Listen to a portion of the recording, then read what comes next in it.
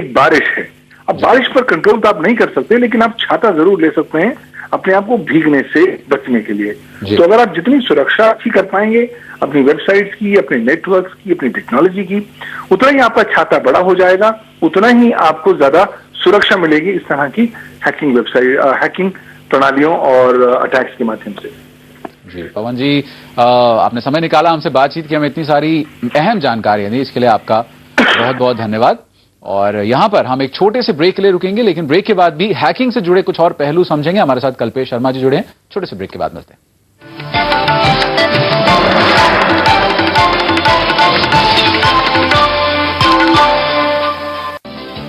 Best Group, a renowned ISO 9001-2000 certified company, present Best Sky Tower, Netaji Subhash Place, Delhi. Best Park View, Dwarka, Delhi. Best Green View, Dwarka, Delhi. Best Group, value for money.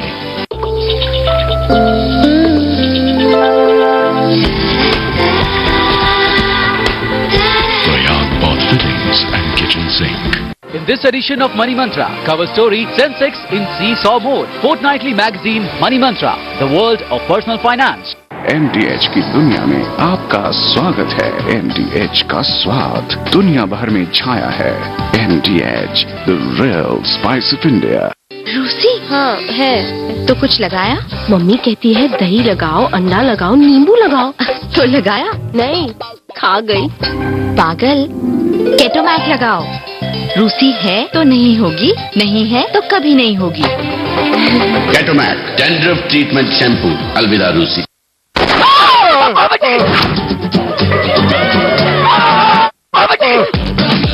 शादी से पहले जो मेरी girlfriend थी ना, हूबहू same to same बिल्कुल इसके जैसी। साहब की गर्लफ्रेंड इतनी मर्दाना थी। पेश है रूमा जैसी टैबलेट एंड जेल, जो दे आपको बुखार, सर दर्द, दांत दर्द, कमर दर्द, बदन दर्द और जोड़ों के दर्द में तुरंत आराम। रूमा जैसी टैबलेट एंड जेल, अब दर्द का अंत तुरंत। ज्योतिष, अंक ज्योतिष और वास्तु शास्त्र की वैदिक गणनाओं के साथ ज्योतिषाचार्य रजत नायर। मिलिए ज्योतिषाचार्य रजत नायर से सुबह 9:30 बजे और शाम 6:30 बजे, सिर्फ P7 न्यूज पर।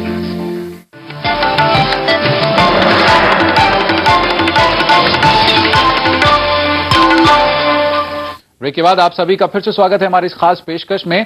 हम बात कर रहे हैं हैकिंग की, क्योंकि हाल ही में भारत की शीर्ष एजेंसी सीबीआई की जो वेबसाइट है वो हैक हो गई है, और इसी मुद्दे पर हम बातचीत कर रहे हैं। हम जानना चाह रहे हैं कि कितने पहलू होते हैं हैकिंग के और क्या तरीके हैं जिनसे हैकिंग को रोका जा सकता है, या जिससे कम से कम हैकिंग को होने से रोका जा सके। और इसी बाबत हमारे साथ जुड़े हुए हैं कल्पेश शर्मा जी, हमारे साइबर एक्सपर्ट हैं, उनसे हम बातचीत जारी रखेंगे। लेकिन फिलहाल आपको बता दें कि हैकिंग की ये पहली घटना नहीं है। इसके पहले देश के तत्कालीन राष्ट्रीय सुरक्षा सलाहकार M.K. नारायणन ने कबूल किया था कि पीएमओ और राष्ट्रीय सुरक्षा सलाहकार के खुफिया नेटवर्क को हैक करने की कोशिश की गई थी। भारत के राष्ट्रीय सुरक्षा सलाहकार M.K. नारायण ने उस वक्त ये कहकर सनसनी फैला दी कि 15 दिसंबर को चीन के हैकर्स ने उनके और पीएमओ के कुछ कंप्यूटर्स को हैक करने की कोशिश की थी। हैकर्स की योजना थी कि वो भारत के महत्वपूर्ण दस्तावेजों को हैक कर अहम जानकारियां हासिल कर सकें, जिसमें गंगा एक्शन प्लान के कुछ दस्तावेज शायद उनके हाथ भी लग चुके हैं। लंदन टाइम को दिए एक इंटरव्यू में नारायण ने इस बात का खुलासा किया है। मेरे दफ्तर समेत अन्य सरकारी कार्यालयों में कंप्यूटरों को 15 दिसंबर को निशाना बनाने की कोशिश की गई। इसी दिन अमेरिकी रक्षा वित्त और तकनीक से जुड़ी कंपनियों जैसे गूगल आदि को भी टारगेट किया गया था। इसके लिए हैकर्स ने ट्रोजन वायरस से लैस पीडीएफ अटैचमेंट को ईमेल के जरिए भेजा गया।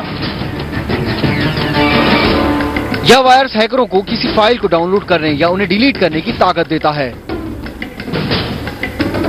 पता चलने पर अधिकारियों से तब तक कंप्यूटर को लॉग ऑन न करने को कहा गया जब तक यह डिलीट ना हो जाए।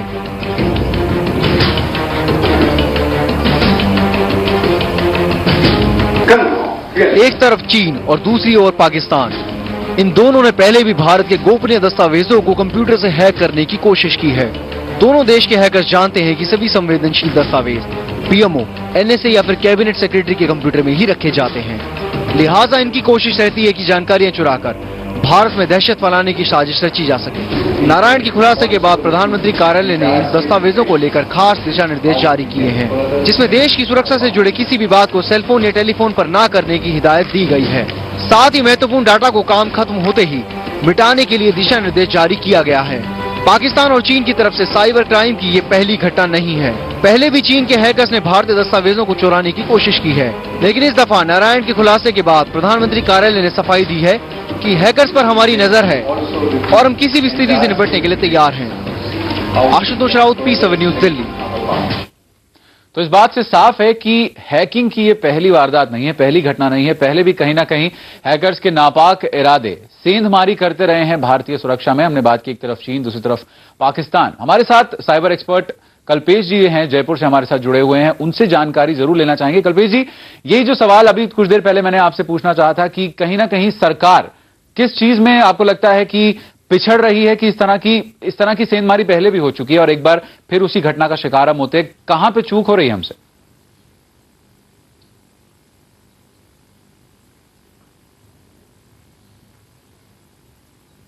जी, लगता है कल्पेश जी, आप हमारी आवाज सुन पा रहे हैं? कल्पेश जी से अभी हम दोबारा से संपर्क करेंगे। तब तक आपको ये बता दें कि हैकिंग की वारदात हुई है। हैकिंग की गई है सीबीआई, जो कि भारत की शीर्ष सुरक्षा एजेंसी है, उसकी वेबसाइट को हैक कर लिया गया है और उसके पेज पर अगर कोई जाता है तो वहां पर उसे पाकिस्तान जिंदाबाद के नारे लिखे हुए दिखाई देते हैं। ऐसा नहीं है कि हैकिंग की वारदात का शिकार सिर्फ भारत ही है। दुनिया के सबसे शक्तिशाली शख्स बराक ओबामा के ट्विटर अकाउंट को भी हैक किया जा चुका है। फ्रांस की पुलिस के सामने अपने जुर्म का इकबाल करता ये वो नौजवान है जिसने दुनिया के सबसे शक्तिशाली शख्स यानी बराक ओबामा के ट्विटर अकाउंट को हैक करने की गुस्ताखी की। इस नौजवान की उम्र है 25 साल, नाम है फ्रैंकोइस और ये रहने वाला है फ्रांस का। फ्रैंकोइस ने अपने इकबालिया बयान में बताया कि उसने ये हरकत पहली बार नहीं की। इससे पहले इसने पॉप स्टार ब्रिटनी स्पीयर्स समेत अमेरिका की कई मशहूर हस्तियों के पासवर्ड चुराकर उनकी निजी ऑनलाइन जानकारियों को इंटरनेट पर डाला था। इसके बारे में सबसे ज्यादा चौंकाने वाली बात यह है कि इसने पासवर्ड हैक करने की कहीं से भी ट्रेनिंग नहीं ली थी और न ही इसका कोई साथी था। इस पूरे कारनामे को यह अकेले ही अंजाम देता था।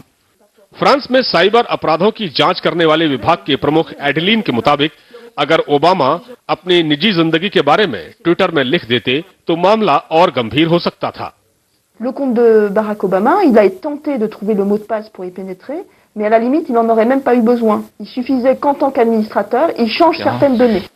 वही फ्रैंकोइस ने सफाई पेश करते हुए कहा कि हैकिंग के जरिए वो सिर्फ ये साबित करना चाहता था कि दुनिया का कोई भी इंटरनेट यूजर ईमेल की सीक्रेसी को लेकर महफूज नहीं है।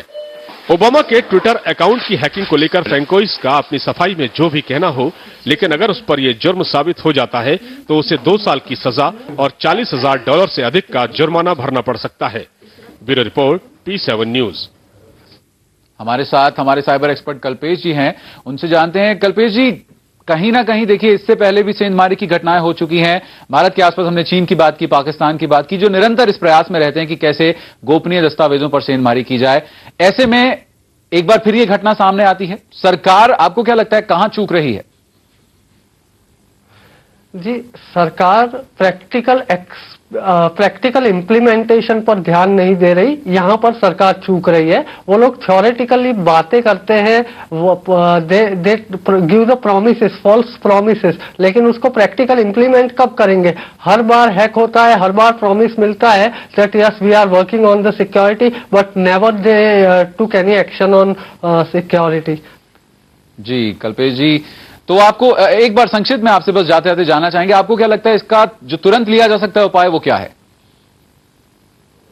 जी, इसका तुरंत उपाय लिया जा सकता है वो है कि जितने भी सिक्योरिटी एक्सपर्ट्स हैं उनको प्रॉपरली ढूंढा जाए गवर्नमेंट की तरफ से, उनको ढूंढ के और उनमें उनको एक मौका दिया जाए। सिक्योरिटी कंपनीज अवेलेबल है, जो सबसे टैलेंटेड हो उनको मौका दिया जाए और इसका सॉल्यूशन प्लस ट्रेनिंग, सिक्योरिटी की ट्रेनिंग प्लस सॉल्यूशन दोनों लिया जाना चाहिए। गवर्नमेंट को इस पर स्टेप लेना चाहिए। जी कल्पेश जी, हमसे बातचीत करने के लिए और इस अहम जानकारी के लिए आपका बहुत बहुत शुक्रिया। तो लगता है सरकार जरूर इस बात को सुनेगी, कहीं ना कहीं सरकार अपनी आंखें खोलेगी और सुरक्षा में जो चूक हो रही है इससे पहले कि ये गलती ज्यादा बड़ी साबित हो हमारे लिए, कहीं ना कहीं इसके लिए कोई ना कोई उपाय सरकार जरूर करेगी। फिलहाल इस पेशकश में इतना ही। नमस्कार।